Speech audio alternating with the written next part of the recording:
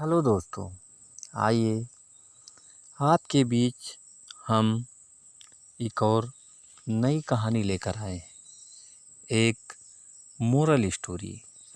दोस्तों, कहानी का शीर्षक है जादुई संतरा।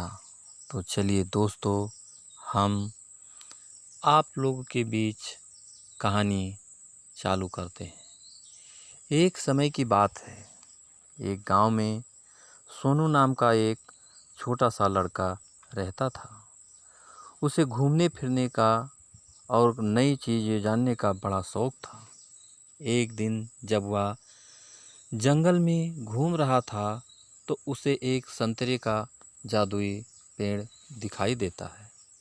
वह पेड़ बाकी पेड़ों से बिल्कुल अलग दिख रहा था। जब सोनू एक संतरे को चखता है तो उसे अपने अंदर भरपूर ऊर्जा महसूस होती है और उसका दिमाग पहले से बहुत तेज हो जाता है। सोनू उस जादुई संतरे का इस्तेमाल अपने खुद के फायदे के लिए करने लगा।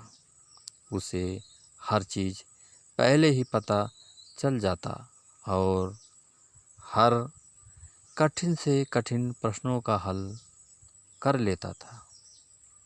दूर दूर से लोग उसकी इस प्रतिभा को देखने आते थे। जैसे जैसे समय बीतता गया, सोनू की शक्तियाँ कम होती गई। पेड़ पर संतरों की चमक भी कम हो रही थी और धीरे धीरे उनकी भी शक्तियाँ खत्म होने लगी थी। जल्दी ही सोनू को यह एहसास होता है कि वह अपनी खुद की प्रतिभा को नज़रअंदाज करते हुए जादुई संतरे की शक्ति पर बहुत ज़्यादा निर्भर हो गया है। दोस्तों, सोनू को अपनी गलतियों का एहसास होता है और वह जादुई संतरे के पेड़ के पास वापस जाता है। वह अपने लालची स्वभाव के लिए माफ़ी मांगता है और वादा करता है कि अपनी काबिलियत का उपयोग वह अच्छे कामों के लिए करेगा। फिर अचानक पेड़ के बचे हुए संतरों में वापस चमक आ जाती है। उस दिन के बाद से सोनू यह समझ गया कि असली शक्ति हमारे अंदर ही होती है और हम अपनी खुद की कौशल और प्रतिभा का इस्तेमाल करके ही दुनिया में बदलाव और खुशी ला सकते हैं। दोस्तों, हमें सफलता प्राप्त करने के लिए किसी जादू या शक्ति के बाहरी स्रोतों पर निर्भर नहीं रहना चाहिए, बल्कि हमें अपनी क्षमताओं को बढ़ाने पर ध्यान देना चाहिए और उसका उपयोग करके दुनिया में सकारात्मक बदलाव लाना चाहिए।